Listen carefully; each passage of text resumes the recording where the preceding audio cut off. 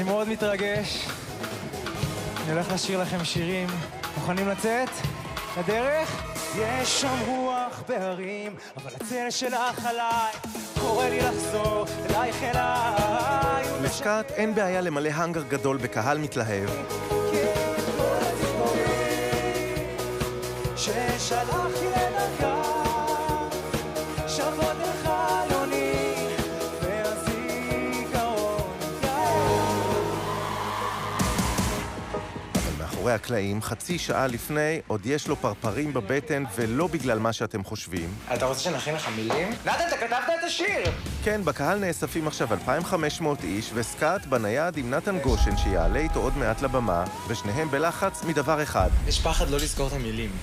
עכשיו, ברור שאתה יודע את המילים, זה כאילו, זה שירים שאנחנו שרים, זה שירים שאנחנו כתבנו, זה לא בעיה. אבל הפחד זה שתעלה לבמה ו... לא סתם הוא מודאג, יש תקדים מסוכן. קרה לך פעם? קרה לי? איפה זה קרה לי? בגמר כוכב נולד 2. עליתי לבמה, יש את אילי בוטנר שעושה... ופשוט לא ידעתי מה המילים. בלייב, שידור, בגמר. לייב. ואני לא יודע... אף פעם ראיתי את זה בלופים. ואני לא יודע איך מתחיל לשיר, וזה פשוט... זה כוחן של חזרות ולהגיע מוכן. זה פשוט... זה יצא. אני הולך אלייך כל ימיי. העיניים שלי שם הם קצת... הם סגוגית, הם כאלה, כי אני פשוט לא מבין מה קורה. אני רואה אותך הרחוקה, כמו נסיכה שבויה במגדלים. מהיום ההוא עברו כבר 13 שנים האמת, נקודת חישובי העשור מתחילה מהאלבום הראשון שלו, אבל כך או כך, הננו לגמרי כאן. הנני כאן, כמו ציפורים חגור, הנני כאן, מביט מן הגגות. הוא יודע לפלרטט עם הקהל שלו, במחוות על שם שלמה ארצי הוא יורד אל העם. מתי פעם אחרונה היה גבר כל כך קרוב אלייך לפנים?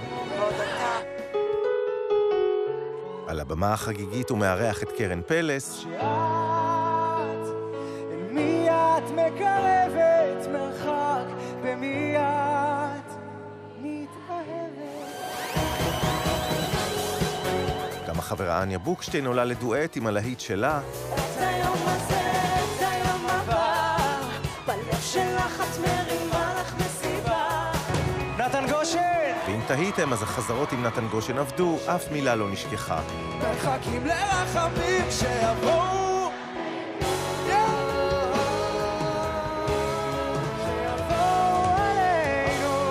סקאט של 2017 הוא מקצוען הרבה יותר מהילד ההוא שייצג ב-2010 את ישראל באירוויזיון.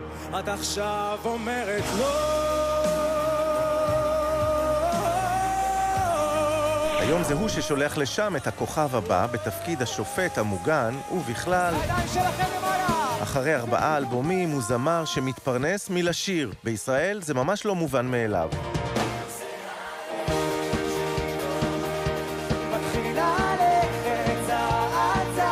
בדיוק השבוע דיברנו על זה, ישבנו בבית ואמרתי לעידן, אני מאוד גאה שאנחנו מתפרנסים מזה. אנחנו מתפרנסים מזה יפה, וכל הביטחון שיש לי היום הכלכלי הוא ממוזיקה. איפה עידן שלי? כי הוא שלי, והוא כבר לא בסוף. כמה עוד אפשר לקרוא למה שיש בינינו אהבה.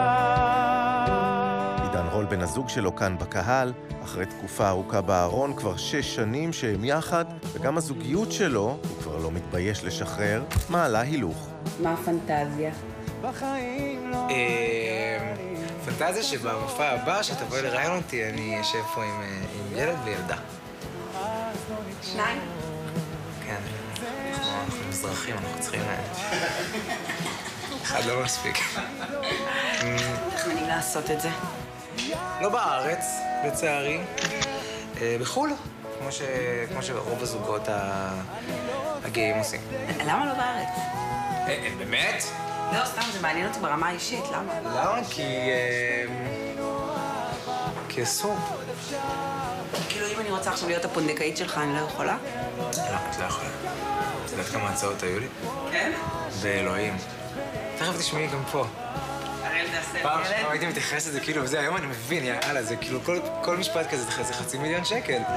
כמה עוד אפשר לקרוא למה שיש בינינו אהבה